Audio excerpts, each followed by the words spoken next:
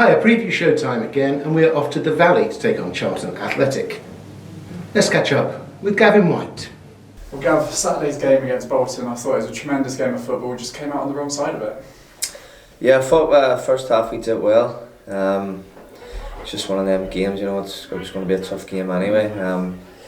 They scored 3 good goals, we scored 2 good goals. It was a good game for the neutral, but fortunately we didn't come out the right side of it. Home form of late has been fantastic, crowds have been increasing, it's becoming a bit of a fortress, isn't it? Even in defeats, that you're still playing well. Yeah, I think that's down to the players wanting to play there in front of the fans. You know, it's been like that for years, and you know, the more people we can get, you know, the better it'll be for us. You missed a few games through illness. How are you on a personal level? How have you found coming back into the team? Just it's a bit up and down probably at the minute. Probably a bit of but me being unlucky. Do you know what I mean? I've got obviously, you know, COVID twice in 4 months, which knocked me back a bit. But you know, it is what it is. I'm glad to be back now, and I just want to play as much games as I can at the minute. Yeah, you're a player who'll be raring to go, won't you? And when you get those chances, you've got to take it with this squad. There's a lot of depth, isn't there? But yeah, you're right. Even you know, there's more players coming in now, more good players. So you have to be on your game to play in this team. But as I say, I'm really glad to be back, and you know, as I say, it knocks you back a bit because you want to play every game, sort of thing. But as I say, we'll take each game as it comes. I've had no midweek game this week, so how have preparations gone ahead of Saturday? Good, we had a little break. You know, we had Monday off. Probably needed it just to reset ourselves, and come in on Tuesday, had a good session. Off yesterday, and you know, back in today, and I think training's going to be good today. It's been a bit of a slog this month so far, hasn't it? With Saturday, Tuesday games, I'm sure you kind of relish those moments where you know you're allowed to take the foot off the gas a little bit, but I'm sure you'll be right on it come Saturday again, won't you? Yeah, we have to be in this league, especially. You know, the games come thick and fast. I know it's obviously a cliche saying, but you know, it actually is like that. You don't get much really time to train because there's that much games, but you know, you'd rather play games than train, sort of thing. You know. Yeah, I've said in interviews previously, this team seems to be at its best when it's playing Saturday, Tuesday, and that kind of rhythm and momentum is really important. Yeah, I think for the boys, obviously, even when you don't win, you want a game to be as soon as possible to get back into it again. You know what I mean? So I think that's just the way the boys are feeling at the minute.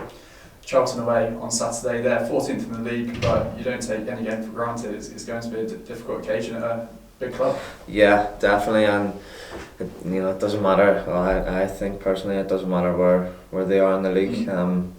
We'll take them as we would any other game.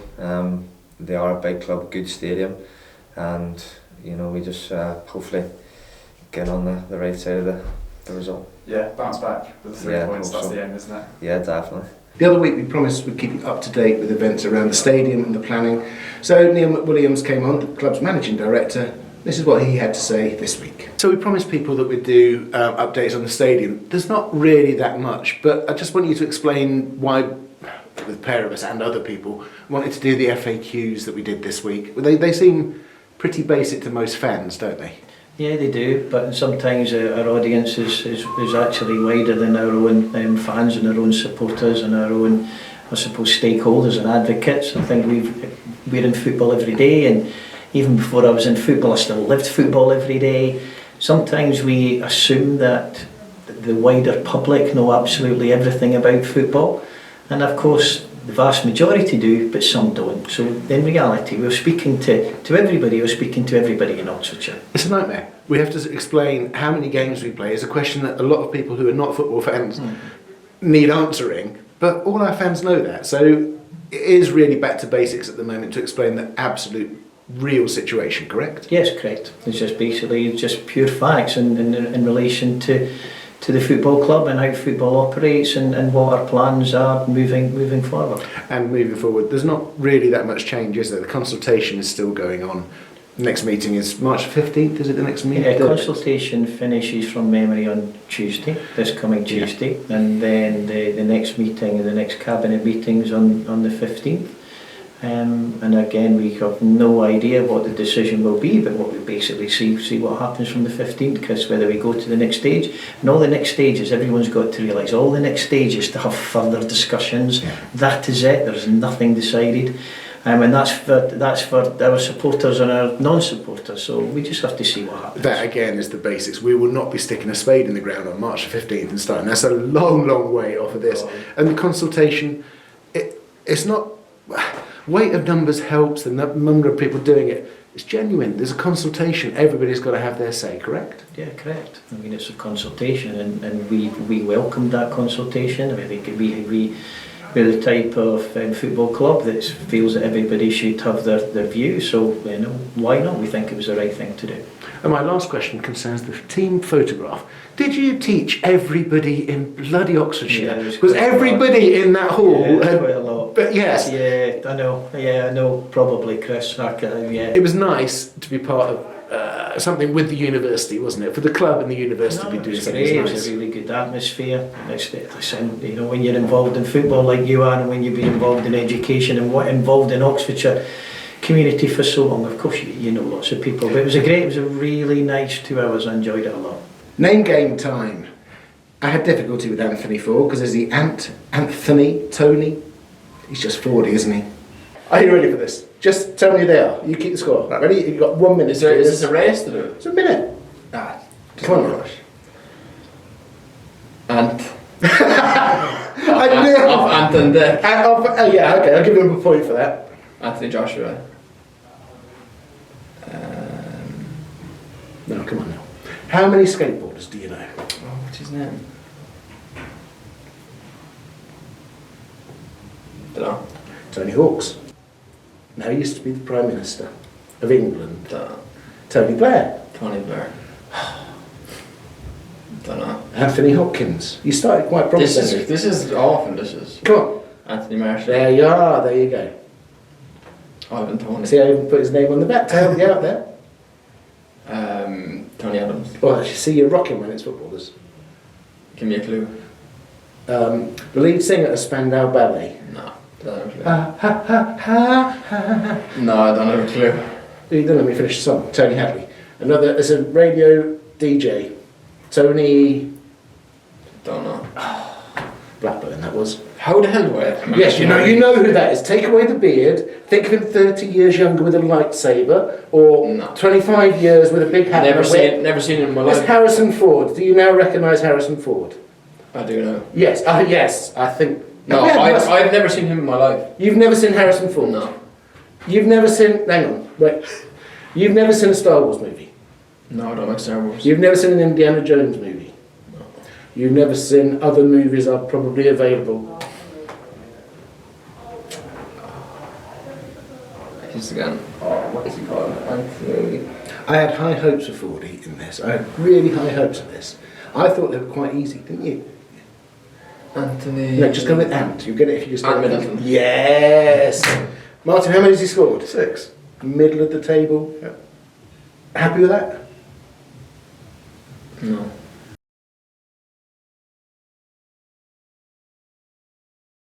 So, it's not all ticket at Charlton. We are getting reports of a storm coming in. You all know that storm's coming in, so keep an eye on public transport. Stay safe on the journey in. Elsewhere in iFollow, you can see all of the goals, including this stunner from Marcus Brown, from the win over Cardiff in midweek. You can also see Carl Robertson discussing that in his longer interview. The YouTube one tends to be shorter. The iFollow was the full version. We're going to end this week with... The other week we talked about recruitment with Mark Thomas. There's a lot of people behind the scenes who don't get enough exposure for the brilliant work they're doing. Chris Neville and Harry Routledge are doing amazing things with sports science at the club. So I thought we'd put Harry in front of the camera for once. I'll come on to the proper stuff in a minute, but first of all, last time we did an interview was probably pre-season. So where are we? 2/3 of the way through the season. How's it been for you personally? How's it been? Yeah, brilliant. Loved every second of it, to be fair. Brilliant football club, brilliant people, more than anything. I think that goes a long way in an organisation. Yeah, I loved every minute of it, and now it's a big push to the end of the season.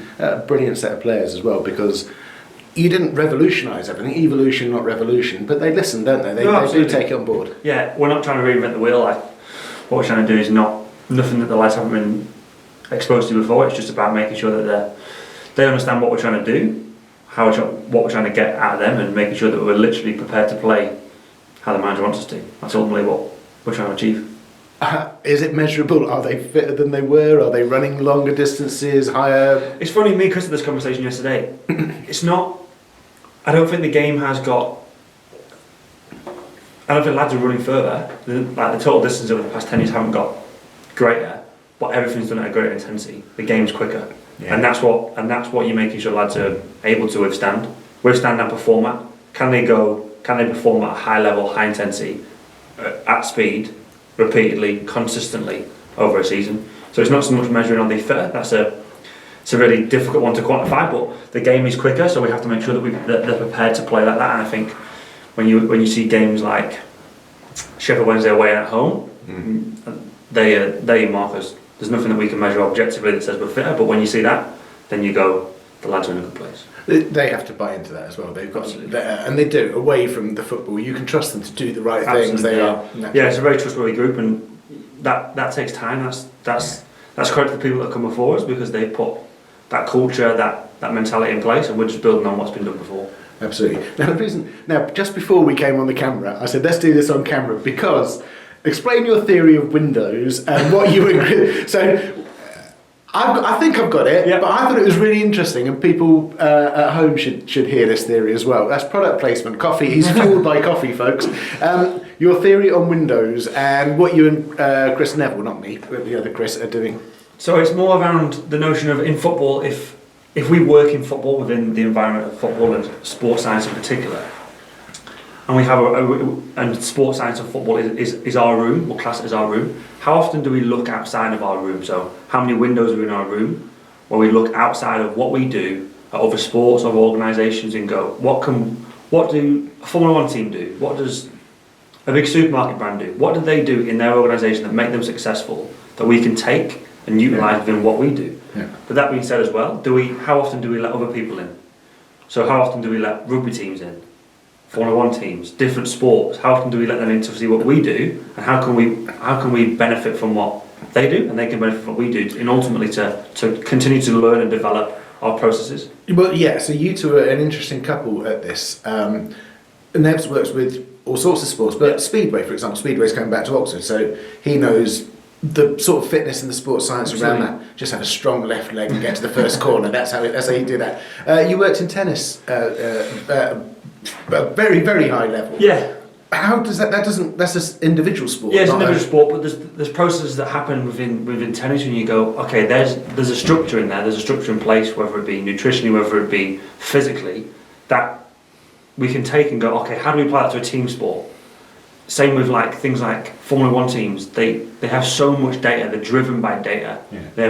They run so many different scenarios on a track, on tyres, on weather. There's things that they do that we can speak to these people and get involved and go, okay, these are your processes, how can we align that with what we do, and ultimately to push our performance and push how we do things. So you're doing something here, aren't you? We're hosting an event here in 2 weeks' time. Just for sports teams, or?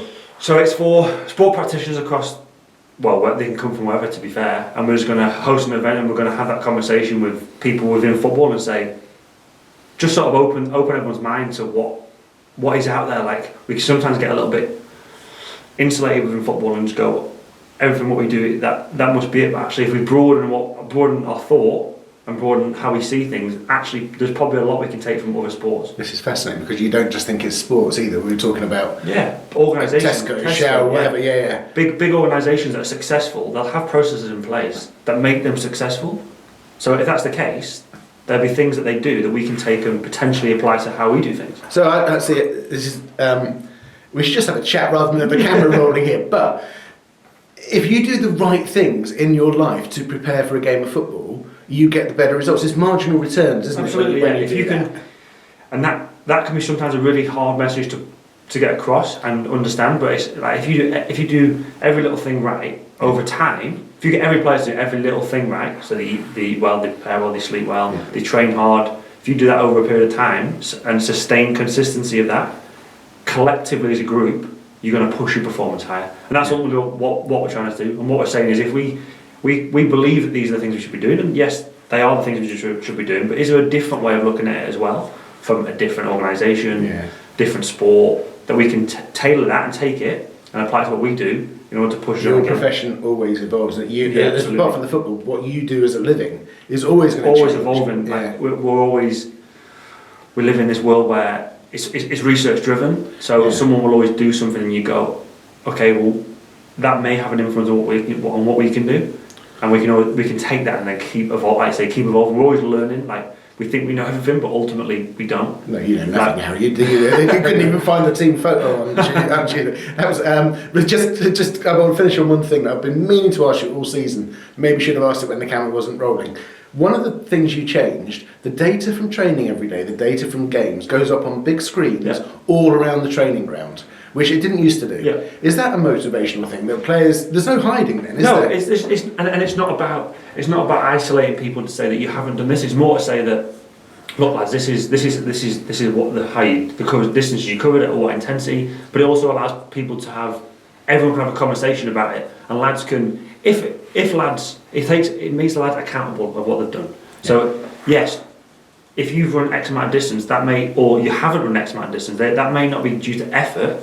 The context of the game will sometimes have an influence, but by having it around the building, everyone's got access to it, everyone can see it, and everyone is then accountable for what they've done. And as a team, and as a group of players, they all know what they've done, and they can all make sure that if someone potentially hasn't ran or given the effort needed, it's objective, they can see it, and then that can push the motivation of the rest of the group. So 2 final questions. One, you should put a bigger font on the thing so that people can actually read it on the screen. Second, if there's anybody watches this and wants to get involved with you and Chris in this, whatever it is, the first seminar or first lecture, whatever it is, how do they do it? Go on Twitter, jump on Twitter, follow me or Chris, or if you look at Football Fitness Federation, that's where you'll find the event.